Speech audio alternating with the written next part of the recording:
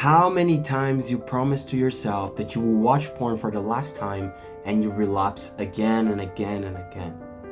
How many times you deleted your history, you're praying the rosary, you're trying your best to fight against this vice and win it with willpower, but in the end of the day you relapse again and again.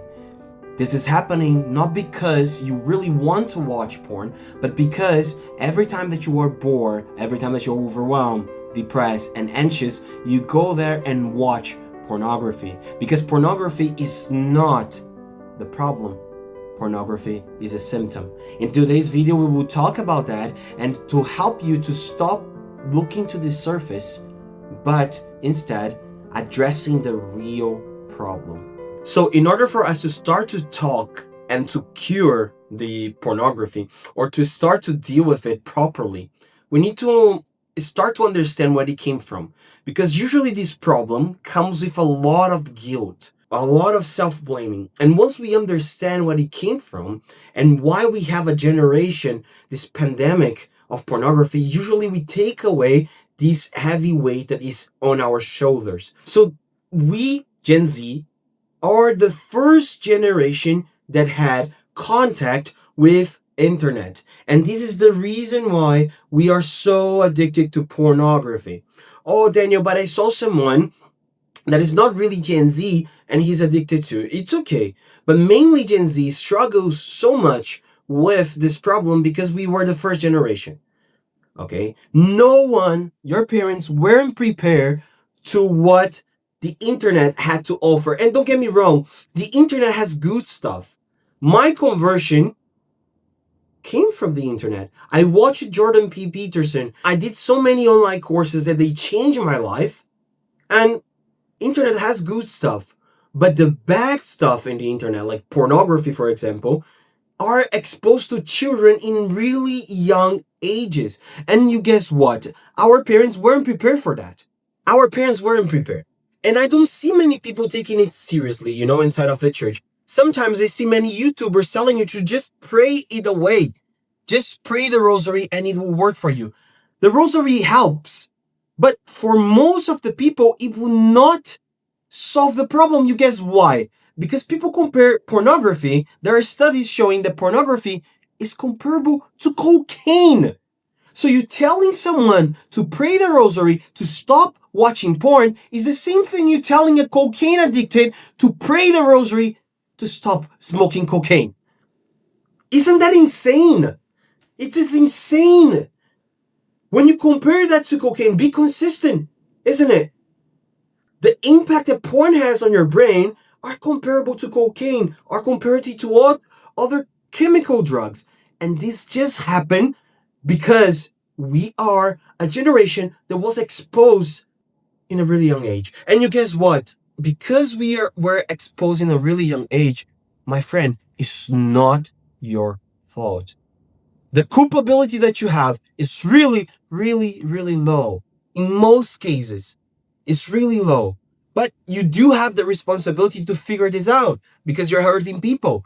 You know already the dark truths about porn industry. You might already even search a lot about this problem. But you guess what? It's not your fault. It's not your fault. It's not your fault. And taking that out of your mind is really, really hard. I'm not telling anyone, I'm speaking this again. I am not telling anyone that you don't need to fight against it. But telling someone that start watching porn when they were children, when they were teenagers, that they don't know anything about life, and they were exposed to hardcore porn, for example, and these images had a huge impact, not just on their brain, but the way that they see the world, the way that they see the opposite sex, the way that they see life.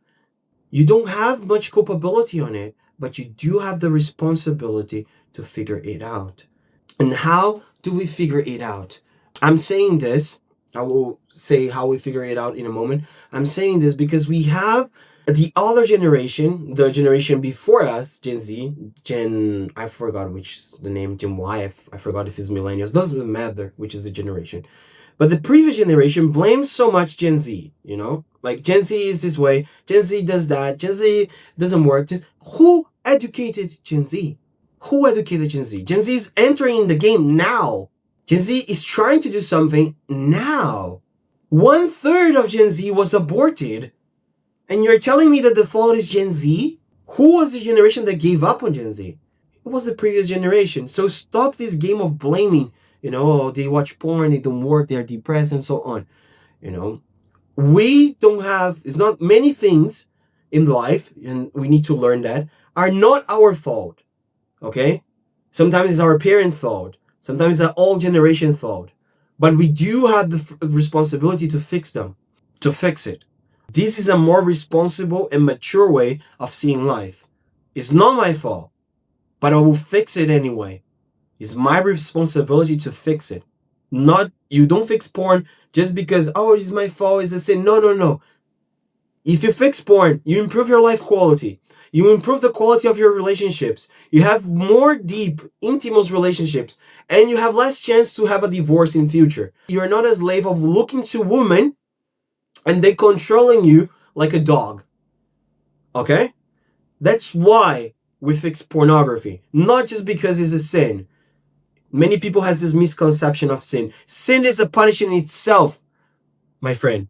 If the church determines that something is a sin, it's not because it's just a joke. Something is a sin because it's harmful to you. Even though in the first moment it doesn't look like, but it's harmful to you. The church determines that something is a sin with the accumulated knowledge that we call tradition in order to determine that. And sin, by definition, in the church, and you see the church father, St. Thomas, another way to put it, is harmful to you, to human nature. You're going against your nature. Okay? So that's exactly what is happening. Porn is harmful. It's not your fault. And because of that, be a little bit patient with yourself. And then this leads us to the second point. Okay, Daniel, how do I address the problem? You probably are tired, and I totally feel you. I have this problem too.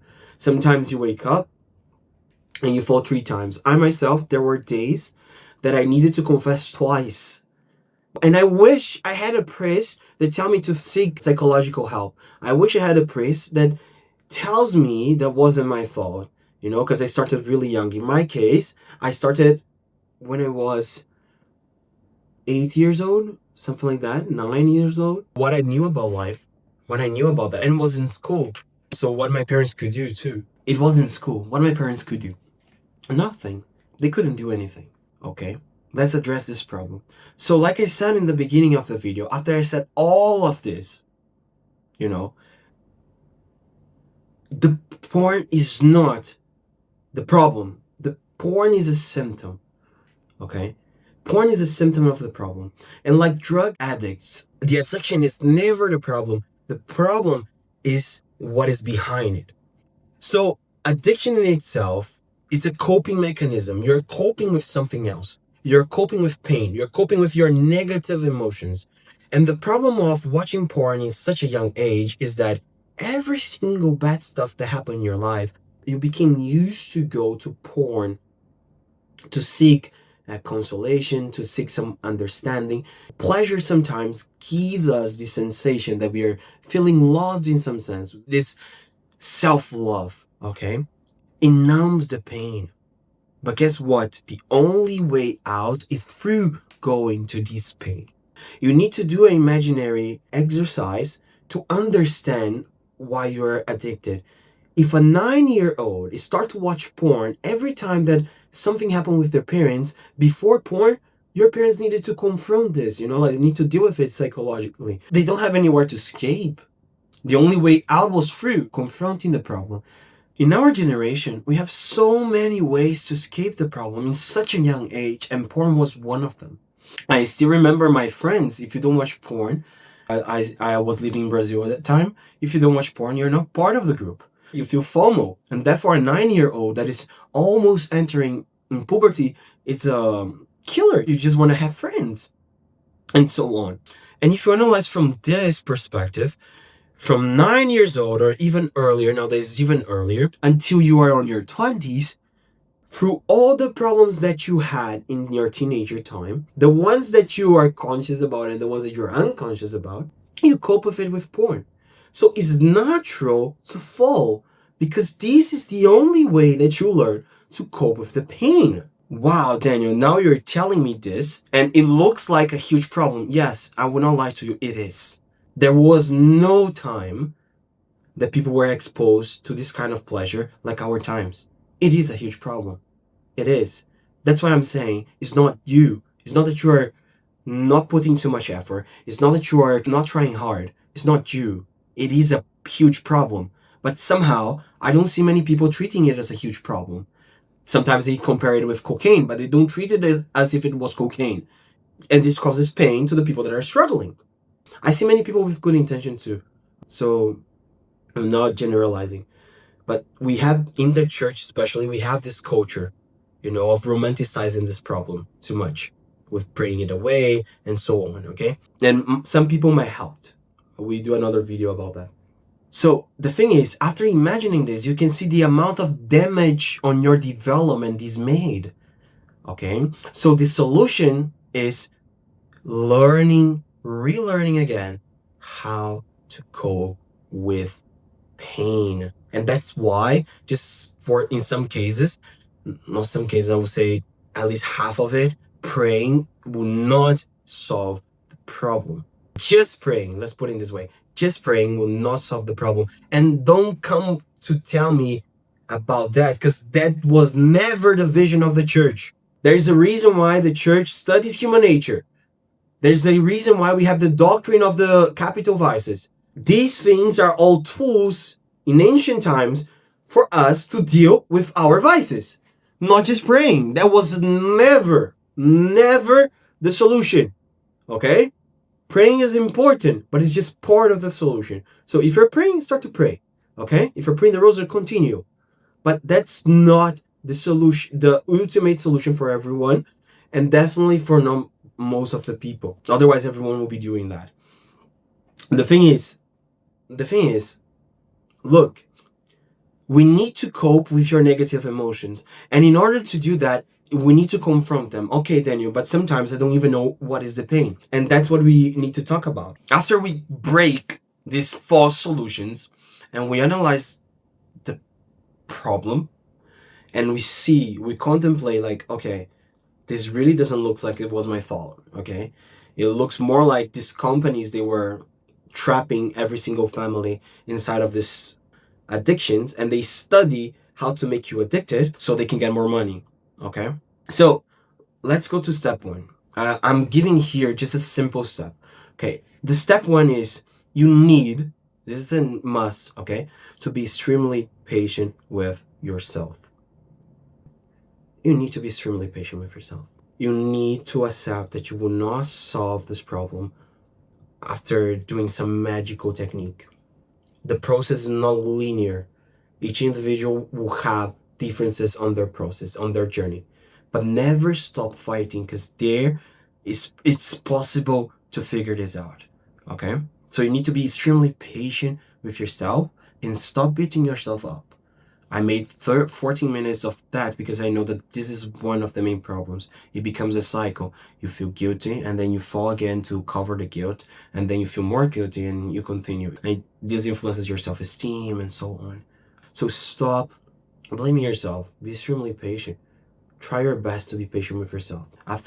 We need to have this attitude towards ourselves. We need to stop escaping from our negative emotions. And how do you do that? Okay, I will try to be really practical here. You need to take a diary and you start to write the things that stress you out, the things that make you sad. And then most people, they start to realize that they are sad almost all the time, sometimes. And some people that even have difficulty to have positive emotion. This comes because your life is all maladaptive. Maybe the way even that you're seeing life is not good enough. It has some problems. You might have really deep beliefs inside of you. But the only way to start to deal with it is for writing it down. So you start to write down the things that make you sad. Anything, even the most stupid things. We all have those stupid moments that someone makes a joke and then we are like, oh my God, I'm feeling sad, but it's just a small joke. Why am I feeling that sad? Write it down. you know. And when you're writing about your emotions or the moments that make you feel emotive, try to not think too much, just put them out. And by doing that and trying to understand, little by little, you'll create tolerance to the pain. And tolerance is really important keyword here, because just the tolerance will help you to stay in the pain enough so you can understand it. So after you write it down, like this made me sad, you try to reimagine the situation and feel sad again if it's needed. And the next time that the situation comes, you will not feel as sad. Okay? And the third step, trying to understand why I am sad. I like the description of St. Thomas about emotions and so on, because sadness, we feel sad or we feel fear and so on. They are just a response that we lost some good, and we need to see what we are wanting on the time. What is the need that wasn't attended? Sometimes we just want attention. Sometimes we just want to be validated. Sometimes we just want to be respected. And these are wounds that are inside of us. And we need to try to deal with them at some point in life. If you have the conditions, seek a professional that can help you out with that. It would be best if he's Catholic, okay? Because this has the same values as you have. But the thing is, look, by confronting these wounds, it's what will heal you from inside and make you abandon the maladaptive behaviors and stop even wanting to watch pornography. And little by little, you will start to want real closeness, not artificial closeness. Okay? So these are the 3 steps. And these 3 steps are for people that has not a really deep level of addiction. Okay, some people has more than the others. Each individual has a different journey on dealing with this, so that's why we need to be extremely patient with ourselves, and not every single advice that you give to one person will work to the other person. Okay, so be patient with yourself. But if you start to apply these techniques, you will get a huger, for sure you will get a huger level of awareness, and at least allowing you to deal with the problem in a better way. So if you like this video, please smash the like button and leave in the comments below what are some strategies that you use to quit porn. Because I want this video to be, I wish I had this video, and I wish I had someone that tells me about this, that we're grounded when treating the problem. And not just that, I wish I had someone that tell me that I should be patient with myself. Leave in the comments below and send this video to someone that is needing the help and needing to hear that it's not their fault, and be grounded on solving the problem. Okay, so see you guys, and live your life well. Most people spot red flags in a relationship based on specific behaviors. And guess what? This is the problem. The question isn't what my partner is doing. The question is what kind of relationship we are building.